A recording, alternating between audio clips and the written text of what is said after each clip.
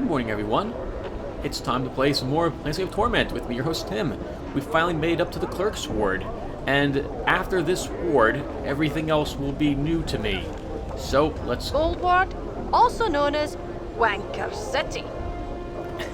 let's begin adventuring here in Wanker City, and see what awaits us up here. It's like a group of Harmonium are just sitting out here.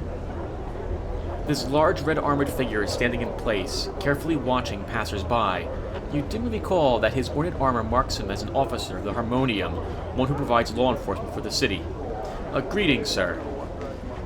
The man's eyes rove over the ward's inhabitants rather than you when he speaks. Move along. Okay. I need to interrupt the gigantic man's patrol. You can't determine what this odd device is. I'd say it's art. It looks like a face. Like this is a nose. These are its ears. And it's riding a surfboard. That's what it looks like to me, at least.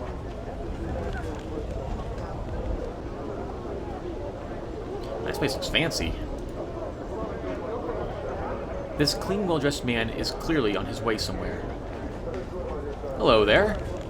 He stops and glances over you. The man seems slightly taken aback by your appearance. Do I, know you, sir? No. Can I ask you something really quick? I haven't really the time, sir. I have somewhere to go, so if you wouldn't mind. Farewell, then. All right. Interrupt the poor gentleman. Done.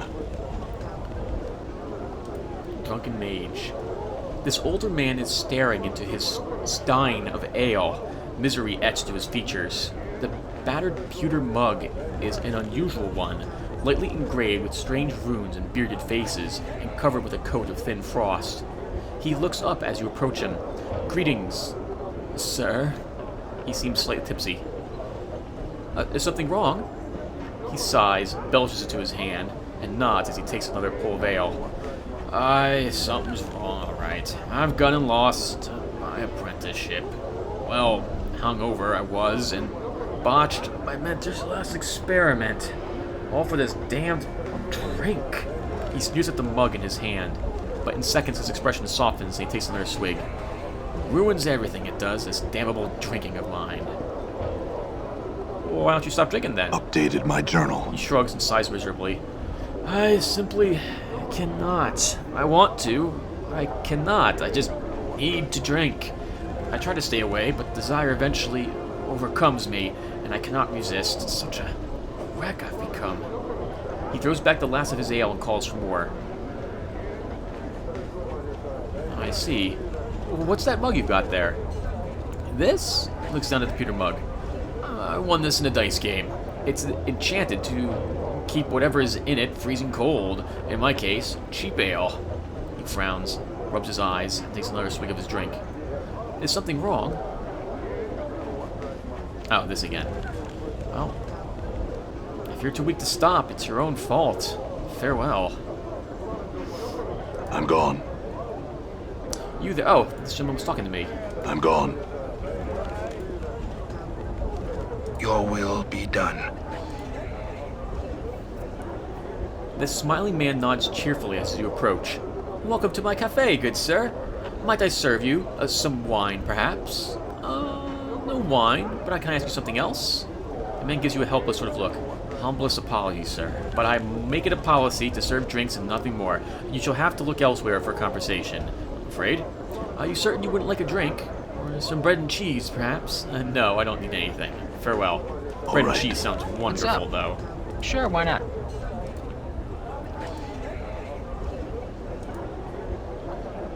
Namel. This tall, slender woman, sipping wine from a small Samara cup, appears to be looking for someone. Her facial features are elegantly exotic, and the woman's ears, though partially covered by her long hair, can be seen to come to sharp points. Hello there, miss. The woman turns to face you, violet eyes flashing like flawless chips of amethyst. Her speech is as music. You can hear a faint musical tinkling, 100 tiny crystal bells as she speaks. Each word lingers in your ears as if they were unwilling to relinquish the exquisite sound. Namel turned to face the scarred, dour stranger. She asked what he wished of her. Wow. Pah! And it sneers at Mort. Stop your drooling, you leering skull. My, what a hot-blooded little chit. Starved for attention. I could drool over you too, if you're just jealous. Mort starts floating towards Anna, making wet, slavering noises.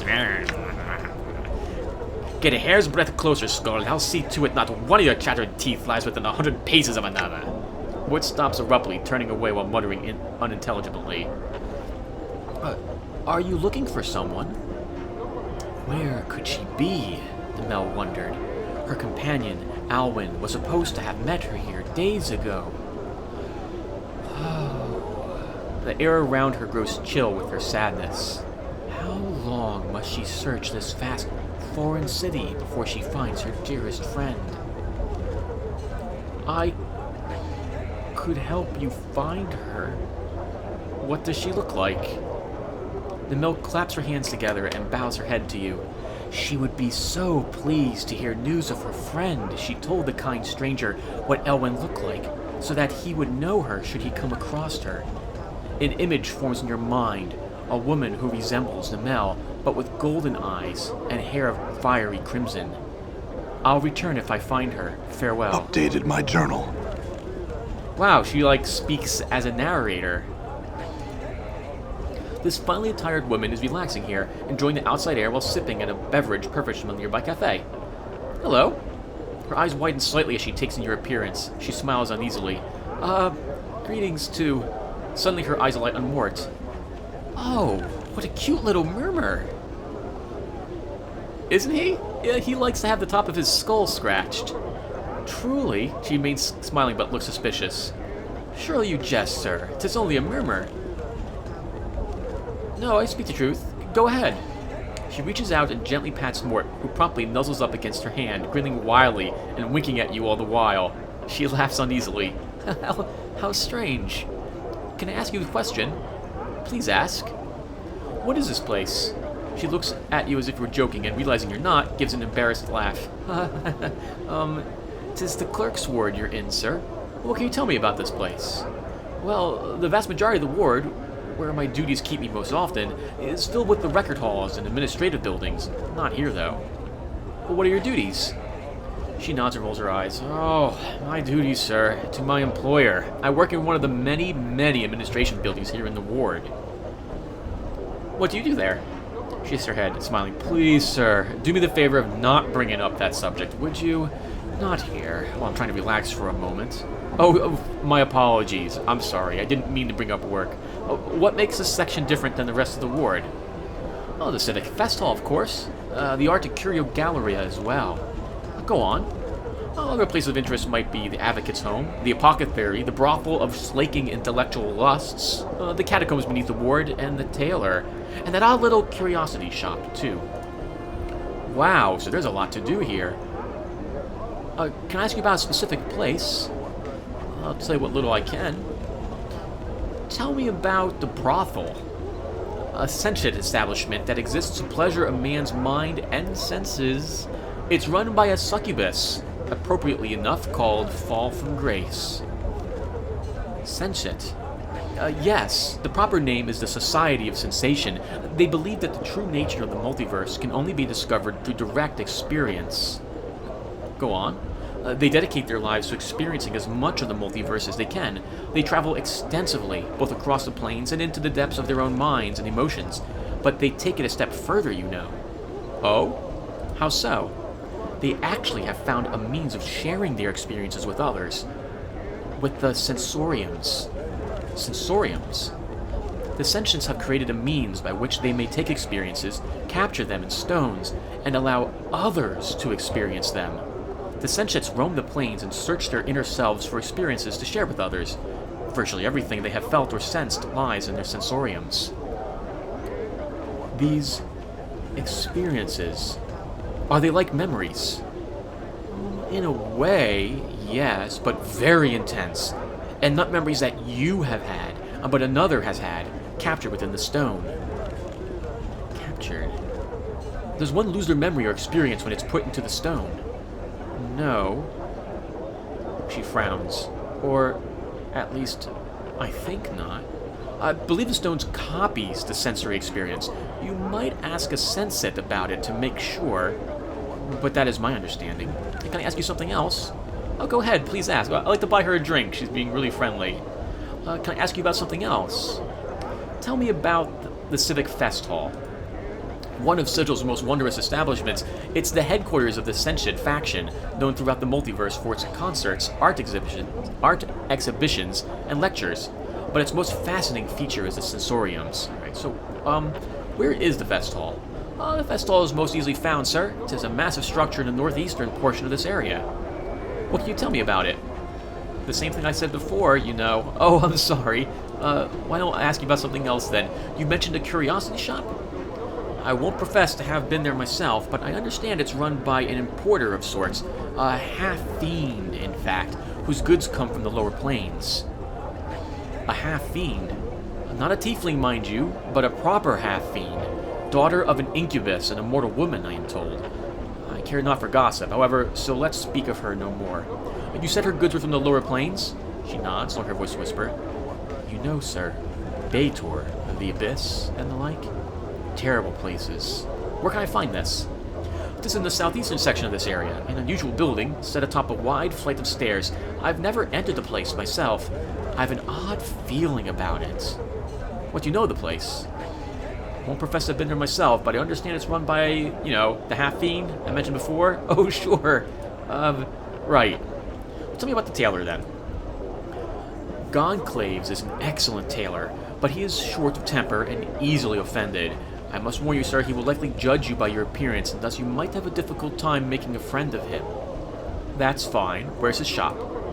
You'll find the tailor's shop just to the north and east of the gate of the lower ward, where you first entered this place, most likely.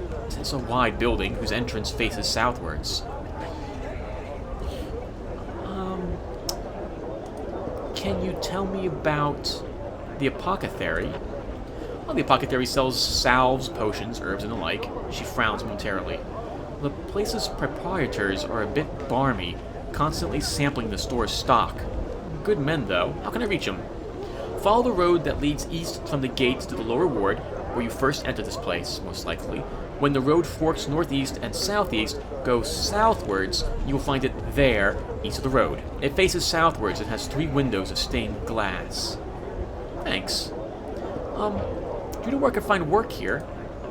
Oh, you seek only temporary work, correct? You don't seem the sort to be settling here, no? So, I would seek work at the Advocate's Home, the Apothecary, or the Civic Fest Hall. There are doubtless some odd tasks that need handling there. Okay, what do you know of the Advocate, then? Advocates help argue cases, draft legal documents, and act as legal representatives for their clients. Lawyer, whispers Mort. The one close by, Ionis, is well respected and quite dependable. He has resided and worked within the ward a long while. This must be his home right here. Now, can I ask you something else altogether? I don't suppose you know of Ravel Puzzlewell. The name sounds familiar. Is she a character in a book? The villain in a novel, no? I can't recall. That's fine, then. One more question for you, miss.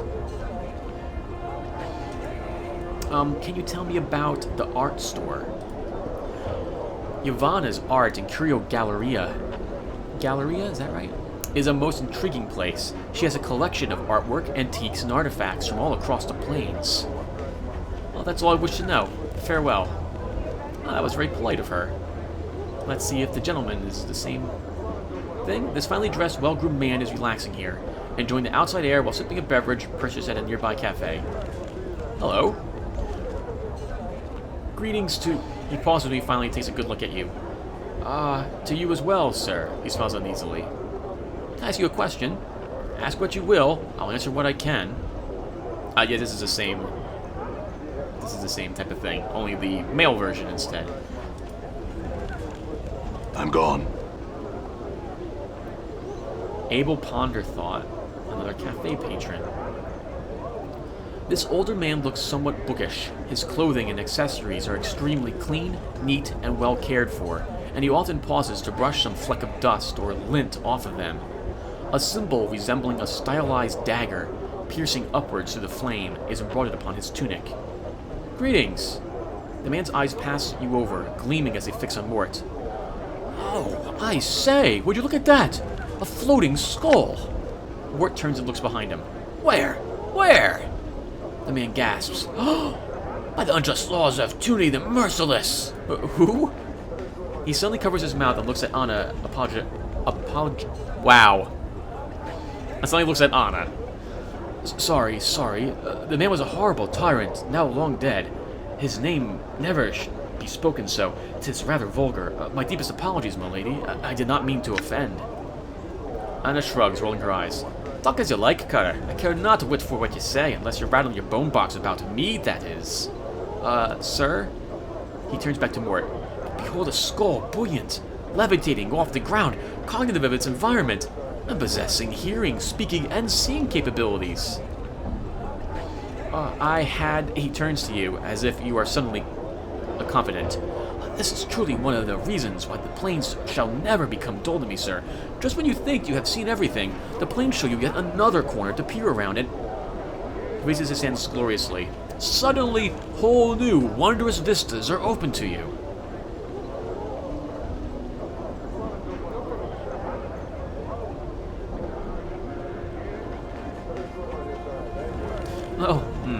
Actually, the talking floating skull thing is quite common, right up there with self-resurrecting amnesiacs scouring Sigil for the lost identities. The man ignores you, looking at Mort instead. I say, skull. Mort gasps. Look behind you! Another floating skull! Let Mort have his fun. The man seems to have forgotten you entirely, instead turning in shock to look for this other floating skull. No! Where? Right where I'm pointing! There! Where? I cannot see it. Mort speaks with mock exasperation. You just missed it. A whole parade of them.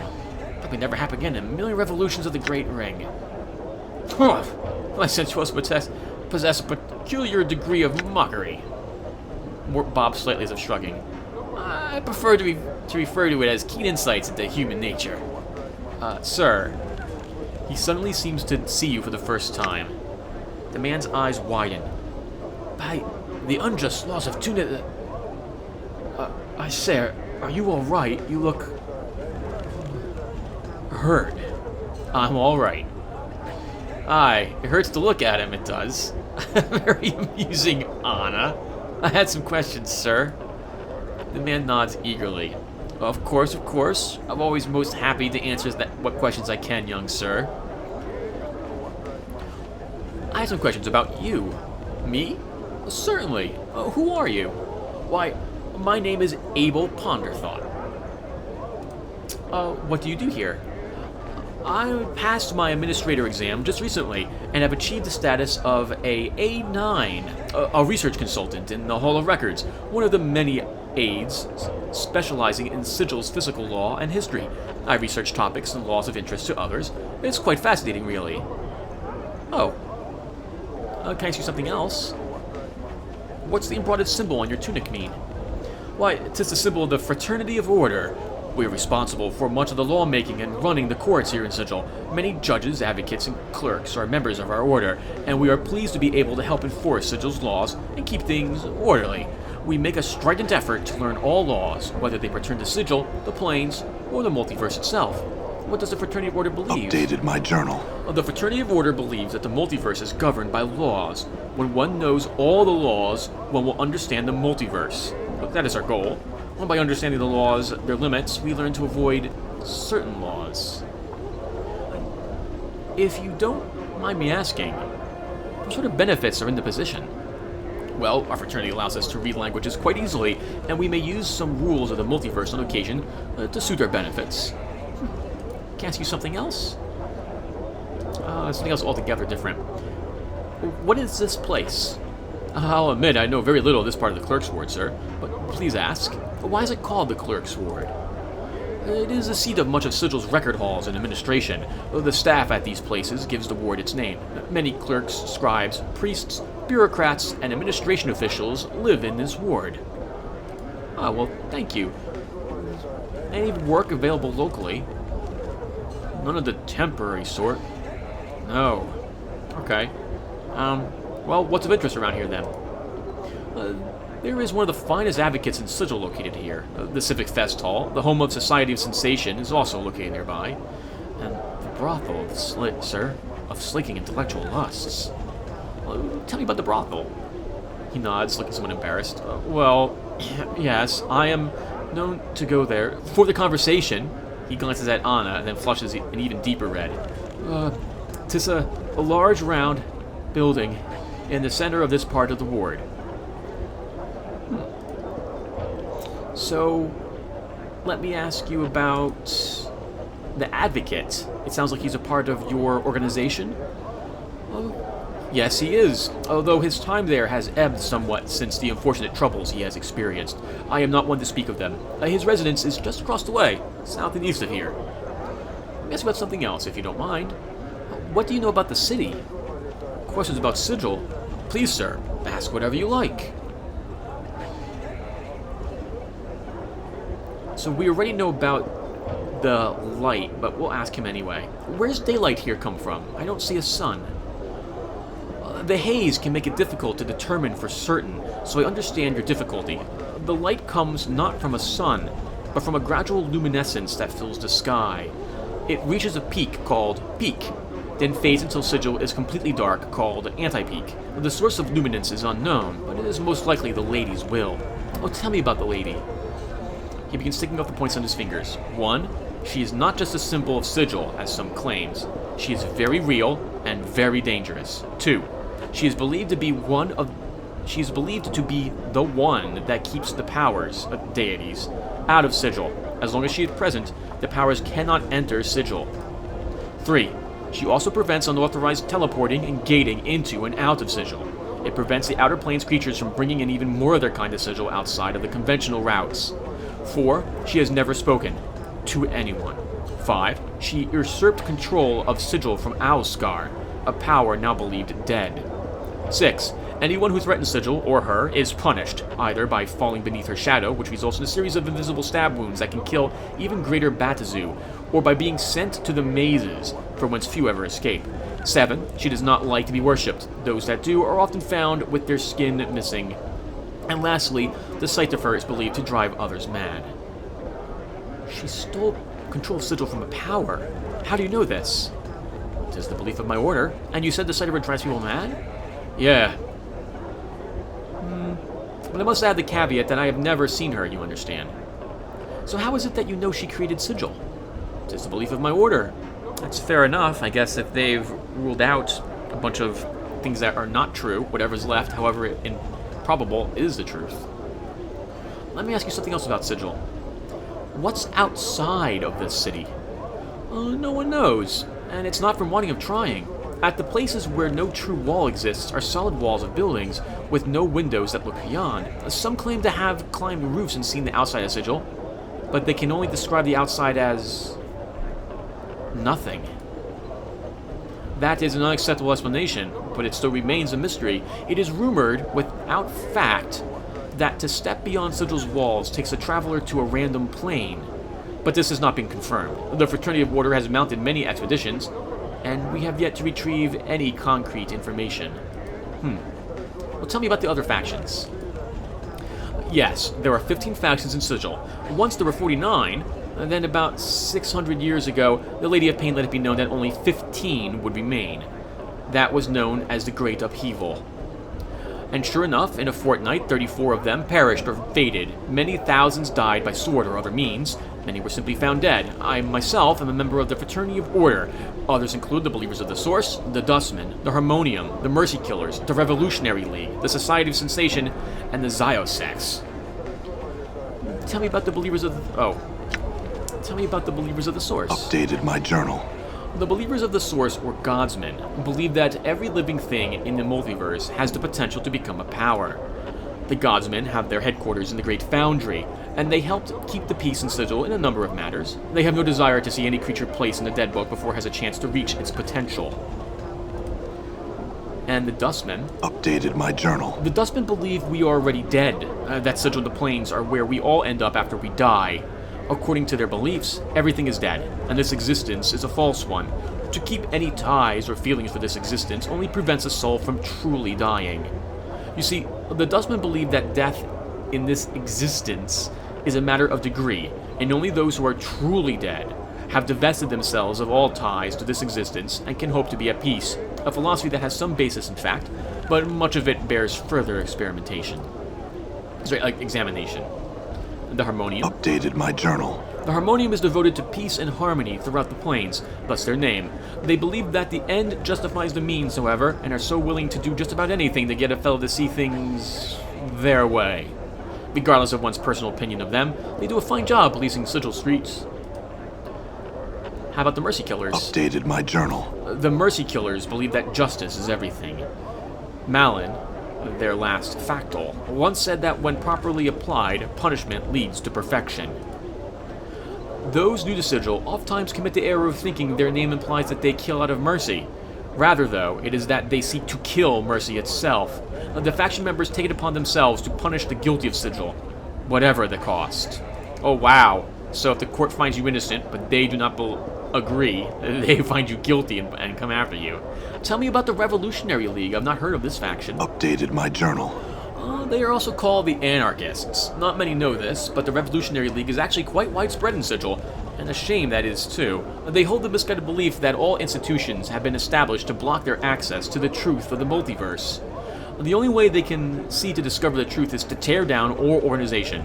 They claim that the truth can only be discovered when people are completely free. He shakes his head. I often wish that they would open their eyes to the truth around them. They do nothing but blind themselves and block everyone's access to the truth. It is interesting to note that they have no real plans for seeking the truth, past tearing down everything that they can see. Very interesting indeed. It is also of interest that while the Revolutionary League has a large number of members, the very nature of their faction causes these members to work counter to each other's interests. Often, cells fight amongst each other, each one claiming to know the proper way to go about tearing everything down. Like, wow, so complete chaos. With some goal, but they don't know what they'll do at the end of it. I kind of like the sound of that. Tell me about the Society of Sensation. Updated my journal. The Society of Sensation. They're one of the most prominent of Sigil's 15 factions. They hold the belief that the true dark of the multiverse can be known only by directly experiencing as much of the multiverse as possible. Tasting every substance, feeling every range of emotion, and visiting every place in the multiverse. Their faction's headquarters is at the Civic Fest Hall, where they seek to bring experiences to all of Sigil. At the moment, they are the most numerous faction in all of Sigil, and the most powerful. If I'm not mistaken, the most recent census of the membership is over 20 times 1,000 members. So you have 20,000 people there. And the Ziosex? Updated my journal. Rubble rousers. Not a proper faction at all. That raggedy bunch. Why, even the Revolutionary League is more organized. The Ziosex thinks that by embracing chaos, they'll somehow discover the secrets of the multiverse. Ridiculous notion. Do you know anything about Ravel Puzzlewell? Ravel? Well, if she truly existed, and there is little to prove that she did, was a night hag, one of the inhabitants of the Grey Wastes, one of the lower planes, and believed by some to be the worst of the lower planes. As the legend goes, Ravel was mazed several centuries ago. She was believed of being a mistress of many strange magics, and apparently her presence in Sigil constituted a threat to the lady. I'm afraid I know little about her. Can you research her then? Updated my journal. Oh, sure, I'll look into it. I should have the information in less than a day from now. My thanks. Farewell, friend. Alright, we'll come back to Abel Ponder Thought a little bit later then.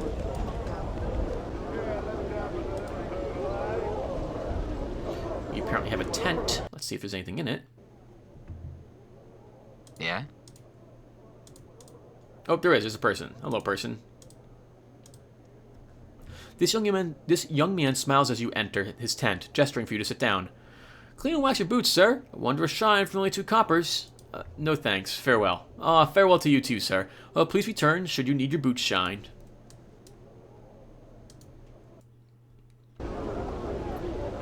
Is that actually on my map? No, it's not. A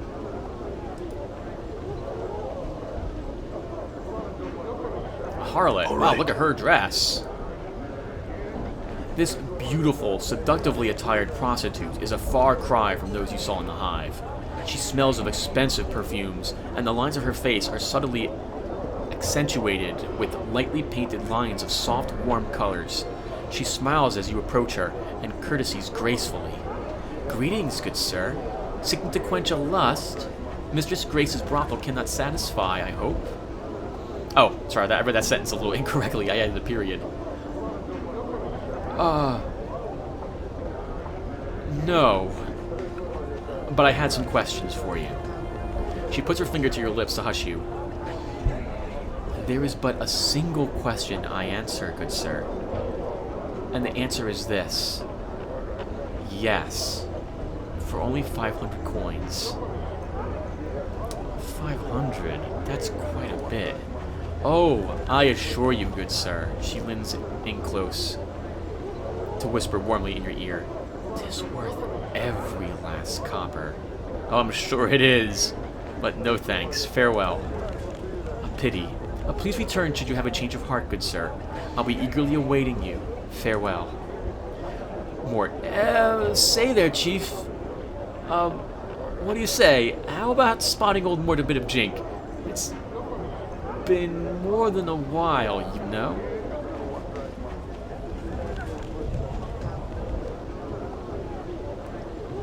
You know what, Mort?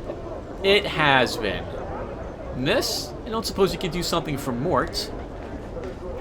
The young woman examines Mort critically for a time, then nods. Yes. Yeah, I think I could do that. Well, I could certainly come up with something. All for the same fee, of course. A petty 500 commons. Of course. Here you are. All right. Thanks, Chief. Mort turns to follow the woman away. Wait for him to return.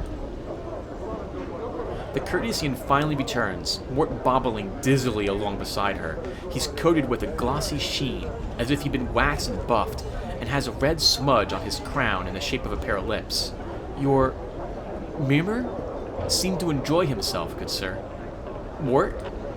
Mort seems only dimly aware of your presence, and alternates between giggling to himself and sighing pleasantly. All right.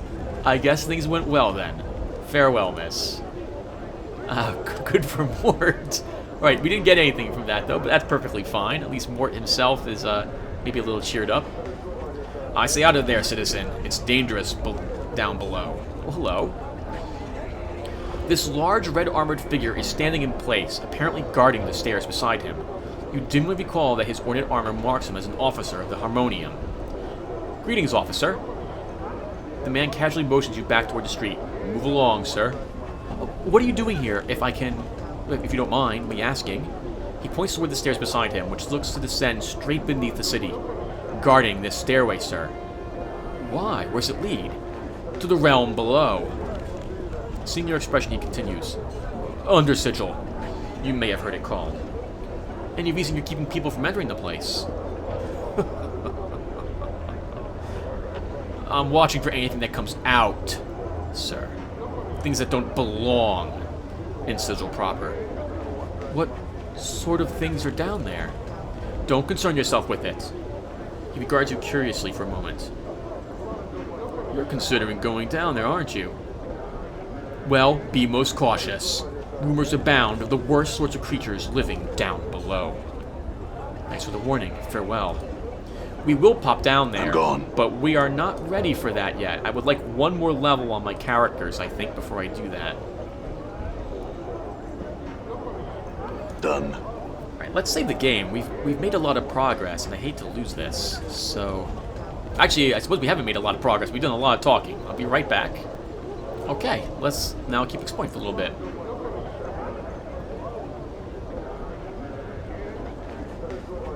That's a little weird. This guy's having pathing problems around the lady there.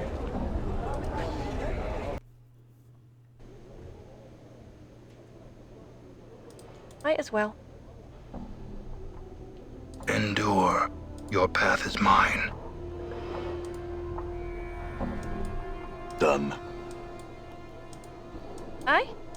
This looks like a lawyer's home to me.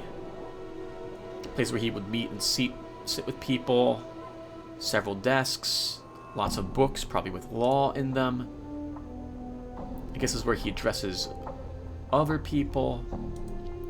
This is a solid crystal tank with several fish frozen inside. Hello, sir. This man is dressed in a soft blue robe covered with intricate designs. Despite their opulence, however, the robes look wrinkled and worn. You place the man's age somewhere between middle age and early 60s. The rory lines make an exact determination difficult. As you enter, the man turns slowly towards you. As he does, you are suddenly struck with a terrible sense you know this man. Or did at one time. Greetings. The man squints as if trying to place you.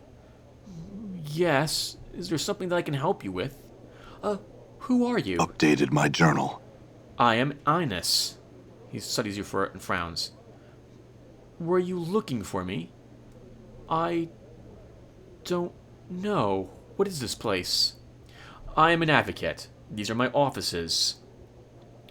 Inus's voice takes on an irritated edge. Do you seek counsel? If not, perhaps you had best test your curiosity elsewhere. I'm sorry to have disturbed you. Farewell. I don't feel like getting him angry. I think we'll be back to his place later. This is a beautiful silver mirror. Oh, sure. It's reflecting the area around here. And I guess the desk behind him.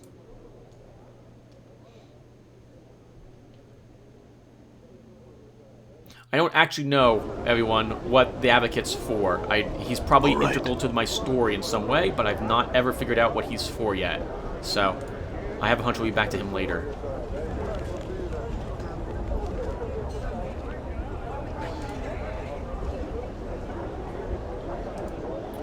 These wrought iron bars seem to serve as decoration rather than a security measure. All right. Presses hands against the wall of the box. Oh, a mime. Mace is continuing his performance. Hello, ladies. This young woman, observing some sort of performance artist, looks somewhat puzzled. She turns your way as you draw near. Greetings. I've never seen anything quite like it. I find his act annoying, yet oddly interesting at the same time. What's going on? I'm not certain I understand it myself. This man's act involved all sorts of impersonations and physical comedy, but he never spoke a word. Earlier, a passing mage walked by, and the artist mimicked his unusual gait. The mage, angered, cursed him. I think the man can no longer speak, and seems trapped in the same invisible box he earlier pretended to be confined within. He was quite panicked at first, but seems to have calmed himself and continues with his act. Alright, thank you. This man's face was painted white. A pair of arched eyebrows has been penciled onto his brow, and red powder has been used to make small circles on his cheeks and accentuate his lips. He says something, but you can't hear him. His hands are pressed up against what looks to be an invisible wall. What was that? I can't hear you. He hangs his head, sighs soundlessly, and shrugs.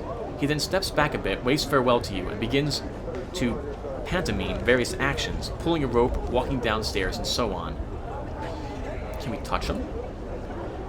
You reach out to touch the man, but your hand is stayed by some unseen force. The performance artist seems to be trapped in some sort of invisible box or cage. Oh wow, he's actually a mime doing the trapped in a box thing, but he's actually trapped in a box. Oh no. The gentleman is closely watching some sort of performance artist. Hello there. The man turns to you, but the performance artist still holds most of his attention. Ah, no. Poor fellow. What's going on? Well, you see, the man's is a performance artist. His act consisted of various silent impersonations, both physical actions, pulling on a rope, being trapped in an invisible box, and of passers-by. He happened to mock a passing mage's unusual walk, and now seems to be cursed. He actually is trapped in an invisible box now, and cannot speak. Ironic, no? That is strange, alright. Let's see if the final girl here. You see a young woman observing some sort of performance artist. Looks somewhat puzzled. She turns your way as you draw near. Alright, she says the same thing as the other girl who's watching. There's another harlot. Oh, there's a group of thugs. Yo, pike off, quick, if you know what's good for you. Get out of here. we're not going to bother you, good sir. We're going this way instead. Where is that book?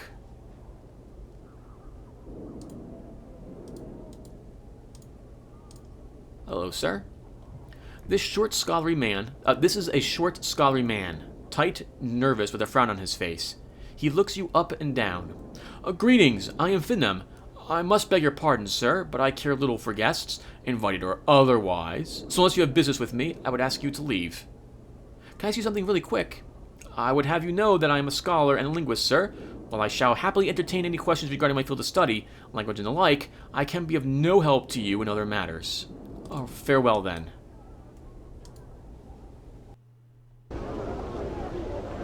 I'm gone. Done. Anything around the corner here? Done.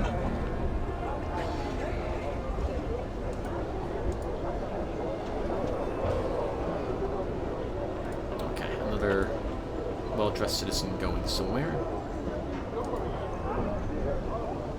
I think this is the curiosity shop. Yep, this is the curiosity shop. I remember this place. Okay. Hi, everyone. I shall serve. Just pretend you're doing some shopping. What have we here? Shelves full of mugs, plates, books, decanters, candle holders, and other bric-a-brac. Most are of strange metals or minerals, and many of the books... Oh, powers above. I got this stupid itch on the back of my head again. It's killing me. Serves you right, Skull. You sure irritate the rest of us enough. You know, one day you'll have an itch you can't scratch, and I won't help you. And then my revenge will be complete.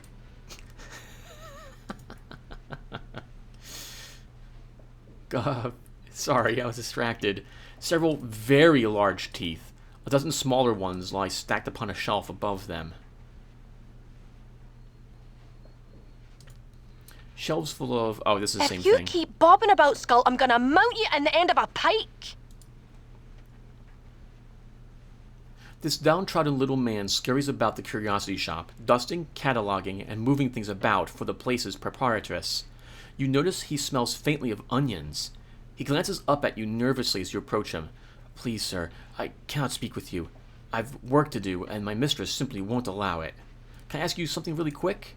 I'm sorry, sir, but I can't. Please leave me be before mistress notices me talking to you. Who is your mistress? The little man nods. Yes, mistress. Oh, wow. Risheka. I am Standish, her servant, her slave. I committed a crime and was sentenced to slavery, then purchased in the lower ward like many of her slaves, most of whom she keeps at her manor.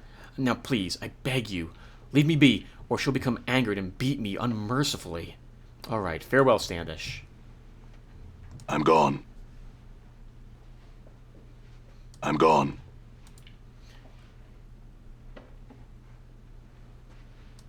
Is he shopping in here? Please, sir, I have things to do. I'd appreciate your leaving me be, if you'd be so kind. I'm going to leave the V silent here and call her Risheka. Rishika? Is that how you say it? Hold on, everyone. How do you say this? Rishika. I'm going to go with Rishika. This sharp-featured woman's appearance is attractive, though somewhat disturbing. With her blue-black skin and bright yellow eyes, she examines you. A small pair of bat-like wings unfold from her back, then seem to settle back into her skin. Well, a floating, disembodied, prevaricating skull. She narrows her eyes. You're the scarred man, who's been going around asking all the questions. She looks you up and down. You sure do look lost. Did you want to come in, really? Or are you just casing the place because you have nothing better to do? Because Rishika, she indicates herself, can help you. Oh? How so? I travel and trade extensively. I hear a great deal. I purchase a great deal. And I own a great deal. Perhaps I can make you a great deal. Is there anything that you desire? Perhaps What are you selling? Would you care to examine the weapons and charms, or some of my more exotic acquisitions? I like exotic things. What are you selling? Rishika smiles as you look at the various shelves in the middle of the shop. If you see nothing you like here, there are more items towards the front and back of the store as well. Alright everyone, we're going to ask about all this stuff here. This might be a little bit. Examine the Fiend's Tongue. You examine what appears to be a tongue floating in a jar of brine. Rishika frowns at it. This is a Fiend's Tongue. Cornugon's, I think. But who really knows? It's said that, placed into the mouth of any living thing, it will give the ability of speech, even if there was none before. I'm selling this oddity for only 66 coppers. Should you want it? How about, what's this? This salve. You examine a bottle labeled as Gorgon Salve. Rishika holds it up for you. I traded for this with some sword-slinging prime worlder, Perseus, I think was his name, smeared onto the surface of any being turned to stone. It will revert them to flesh. Only 100 copper commons, a bargain, considering how handy it might come in should you ever find a friend or yours transmuted to rock. Let me see something else. You examine a small metal replica of a cube-like creature with huge eyes on one of its faces. The toy has 2 legs, 2 arms, 2 folding wings, and at least 18 points of articulation. Rishika smiles as you pick it up. A collector's item, perhaps, or a piece of artwork. Who knows? But I like it. If you do buy it, ask around. Someone might know more about it than I. You can have it for only 1,500 copper commons. 1,500. Let me ask about something else instead. You examine a plain-looking jug. Despite its common appearance, you feel reluctant to touch the thing, as if it might bite you. Rishika watches you, chuckling, then shrugs. It's a jug. It's got some sort of monster trapped in it. That's why your hair's pricking up like that. If you'd like it, it's only 123 copper. Let me check the front of the store. You examine a number of small bottles, each labeled as baby oil. Rishika picks one up and presents it to you. Interested?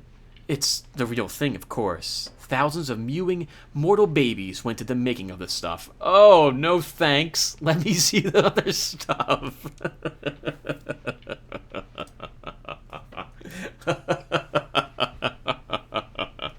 I'm sorry, everyone. I'm a horrible person. I find that so hilarious. Oh, that is funny.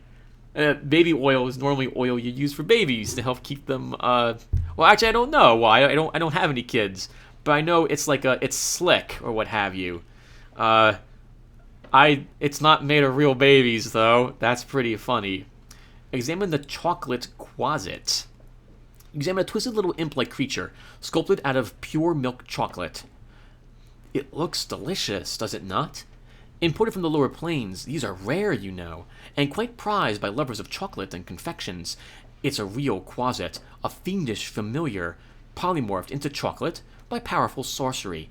It's only 199 coppers. Let's examine the Codex of the Inconceivable.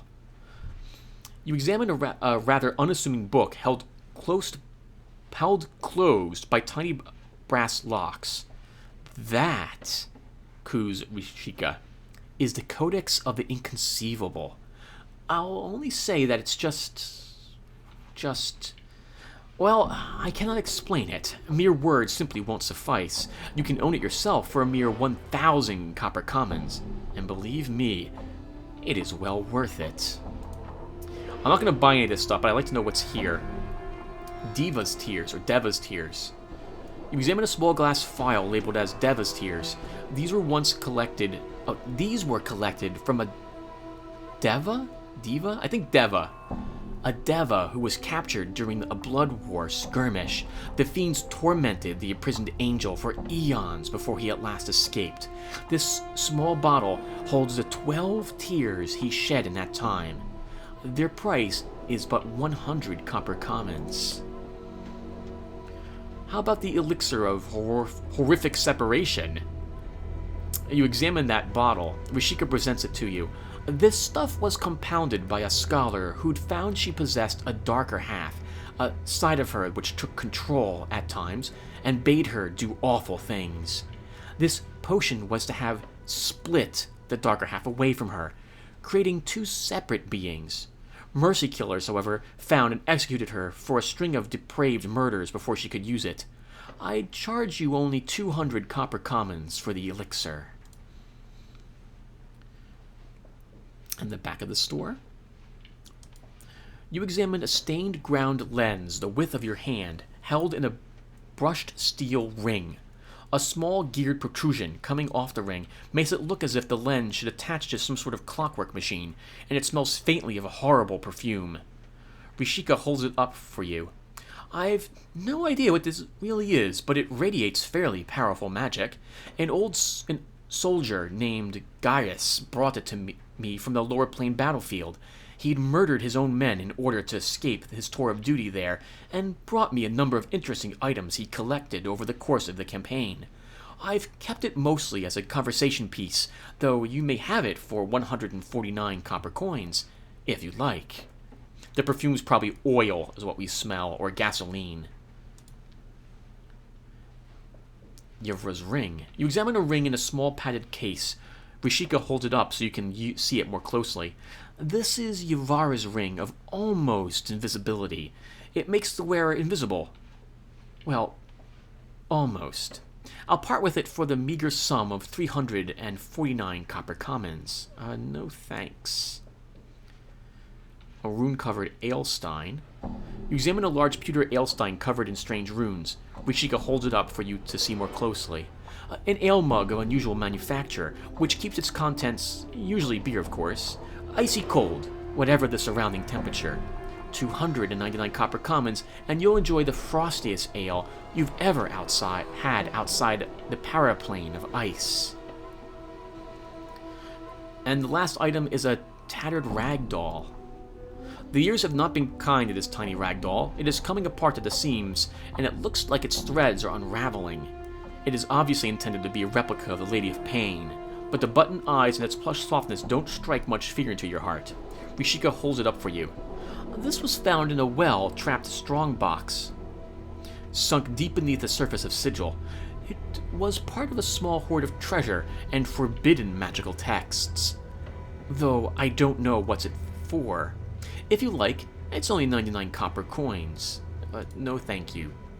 I believe most of these items, if not all of them, are quest-related, and we'll be back to purchase them in some capacity later. Let's see what weapons and charms she's selling. Oh wow, she doesn't... Oh, she has a tier of Cellar Daru. Okay, so we can sell... Alright, you know what then? I probably will end up selling this tier then for the cash. It's handy to know that she has one here as well. Is she buying any of this stuff? Not particularly. We can still sell the... You know what? I'm really tempted to sell the Merc. I don't know if I'll ever use it. She'll buy the copper earrings. I wouldn't mind having more of them first before I sell them. Oh, nice. She'll buy all this stuff too. Okay, so... Is she selling any of the Traveler here? Is that why this isn't worth much money? No. Okay then, so let's sell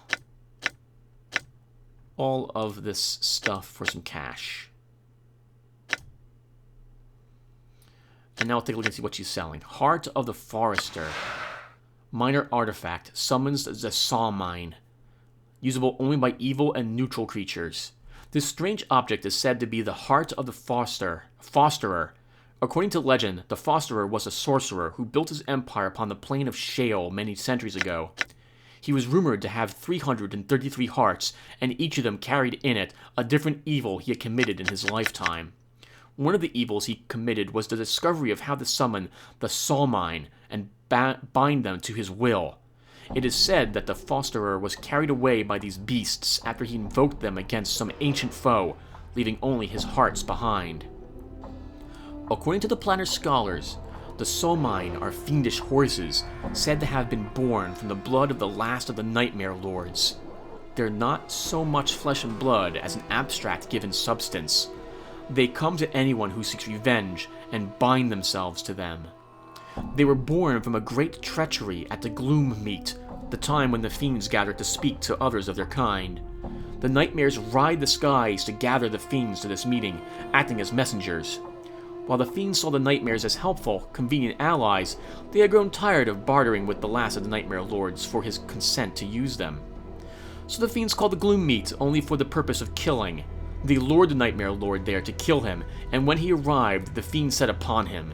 He beseeched the other nightmares for aid, but they only watched, their eyes aflame as their lord was attacked. The fiends tried to put him in the dead book.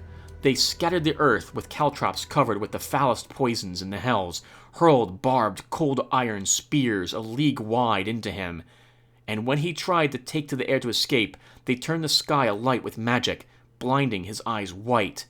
They struck at him with everything in their hateful arsenal, but no matter what they struck him with, he was too proud to die.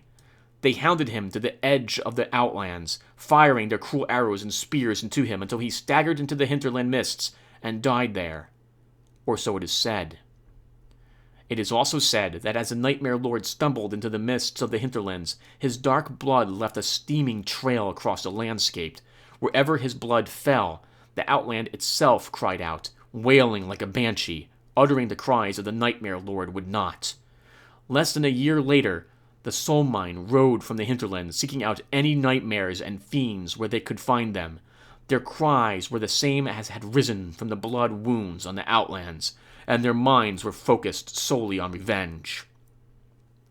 It is said that gripping the heart of the Soul Mine and wishing harm upon another will cause them to appear. The Soul Mine will answer the user's call, then fade into the mists from which they came.